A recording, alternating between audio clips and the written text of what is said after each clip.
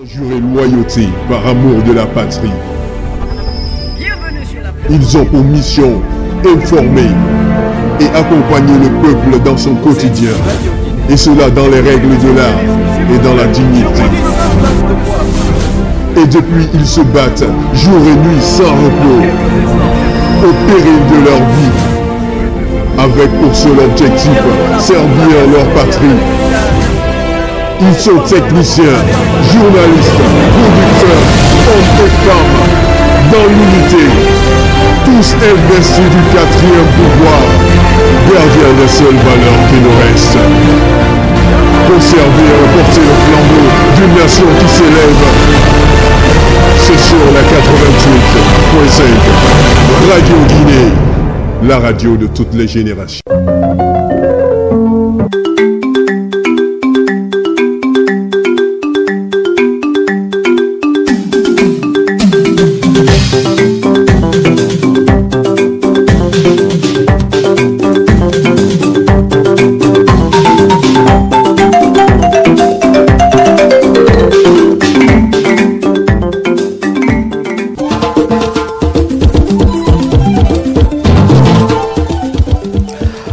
Monsieur, vous êtes toujours à l'écoute de la radiodiffusion nationale émettant du Koroma ici à Conakry. Microphone pour la présentation de ce journal de la nation. Raphaël Magata Bangoura m'accompagne aux opérations techniques. Sidiki Chirif, bonne réception à tous.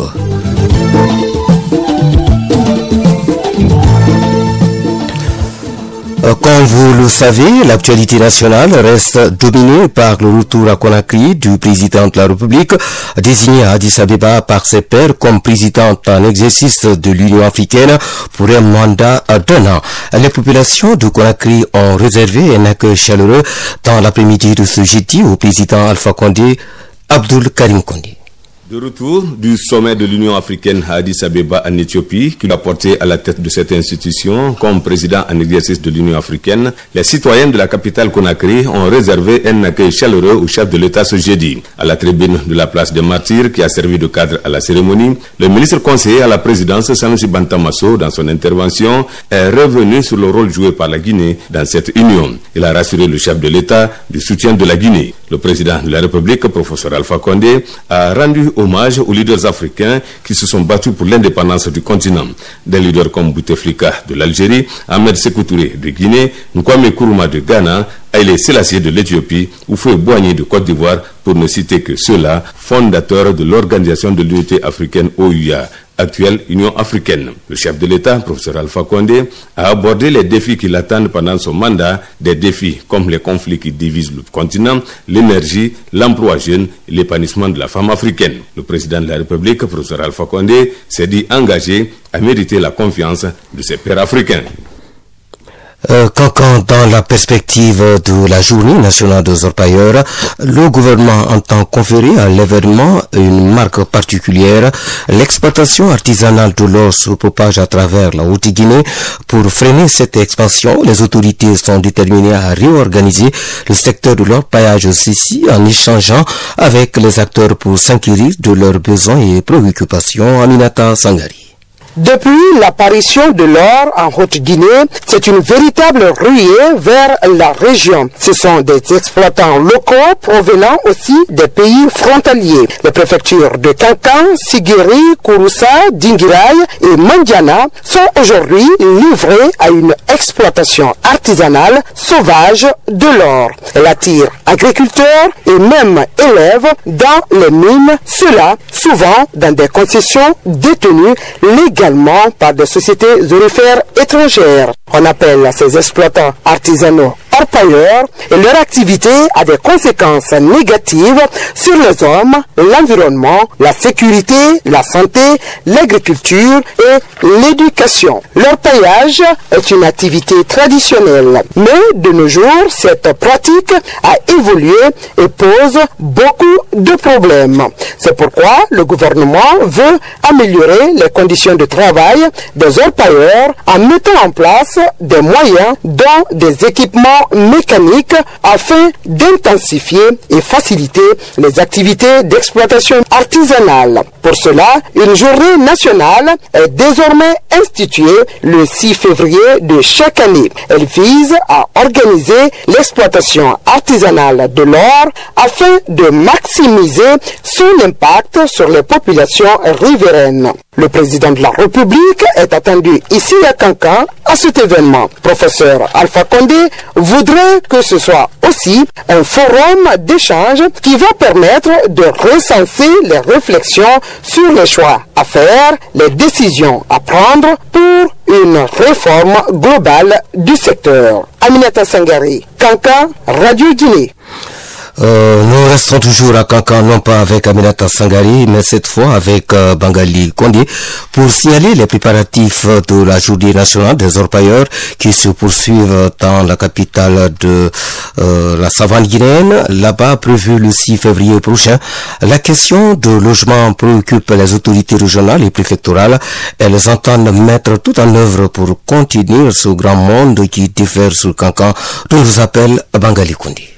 À Kankan, l'une des préoccupations aujourd'hui est la question de logement. Les autorités mettent des bouchées doubles dans l'organisation des accueils, car depuis déjà plus de 4 jours, la capitale de la Haute-Guinée devient le point de convergence de toute la Haute-Guinée et même des autres régions. Le préfet compte bien relever le défi. Aziz Diop. Les dispositions sont prises que cet accueil soit le plus rétablissant pour l'année 2017. Kankan est un peu pauvre en hôtel. Non, la solidarité africaine. Kankan est pauvre en hôtel, mais les chefs de quartier sont sensibilisés. Il y a des chambres qui sont libérées par les populations. Les hôtels aussi sont déjà pris d'assaut. Cet événement de Kankan relance la préoccupation du président de la République en matière de construction d'hôtels à travers le pays. En plus des hôtels donc à Kankan, plusieurs villas particulières sont mises à la disposition des autorités. Abakar Sidiki Kaba, ressortissant de Kankan à Conakry, est déjà sur les lieux. Je suis venu ici à Kankan, les hôtels sont tellement remplis, j'ai été logé par les familles, les sages de la ville sont là à accueillir les gens, à loger les gens. Tous ces gens qui viennent ici pour la réception de monsieur le président de la République ici à Kankan, les natifs de la ville sont là, ils donnent leur maison pour loger des gens. Beaucoup de personnalités et cadres de la localité s'activent à Kankan pour conférer à l'événement toute sa dimension. Kankan, Bangali Kondé pour Radio Guinée. Vous écoutez Radio Guinée, la suite de notre journal.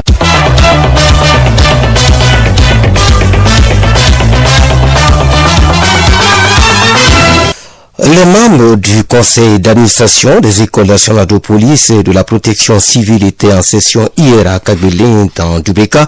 Il était question de faire le bilan de l'année 2016 et surtout de faire une projection pour 2017. On parle de 32 milliards pour les plans d'action de l'année en cours au Morikaba. Ils étaient 14 membres sur les 18 qui composent le conseil d'administration des écoles nationales de la police et de la protection civile à statuer sur le plan d'action fin 2016 et les perspectives de 2017. Le conseil d'administration a recommandé de reconduire les programmes qui n'ont pas été réalisés en 2016. Celui de 2017 projeté se chiffre à près de 32 milliards de francs guinéens. Amadi Diakité est directeur des études dans les 2 écoles. Les perspectives pour l'année 2017, nous avons mis l'accent sur la formation initiale, la formation continue et la spécialisation. Pour ce qui concerne la formation initiale, nous avons la formation professionnelle de base qui continue avec ceux qui sont admis parmi les 4015. Ensuite, nous aurons pour ce qui concerne la formation continue qui englobe tout ce qui est personnel de police et de protection civile en activité qui ont besoin de remise à niveau et de recyclage. Nous envisageons augmenter le côté infrastructure, les aires de sport des 2 centres. Nous avons également à terminer le bloc administratif, la construction de 5 nouvelles classes équipées à Kafilia. Pour ce qui concerne les latrines, nous avons ce manque à gagner au niveau de Kafilia et l'adduction d'eau, le réseau de la SEC. Les plans d'action exposés par les techniciens des 2 écoles ont été jugés réalisables après leur amendement, adoption et validation par le conseil d'administration. Dr Maramani Sissé, ministre conseiller à la présidence, en est le président. La session du conseil d'administration d'aujourd'hui a eu à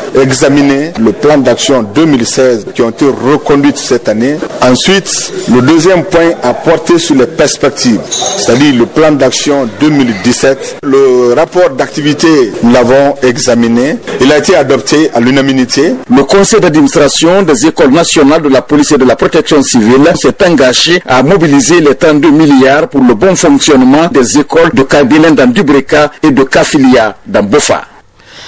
Démarrage ce jeudi à Dinguiraï de la 5e édition des Ziara de l'Idoubé. Objectif, consolider la foi religieuse et renforcer la paix et l'unité nationale. Cette Ziara mobilise au centre islamique de Dinguiraï des fidèles venus des 7 sous-préfectures de notabilité et de hautes personnalités religieuses.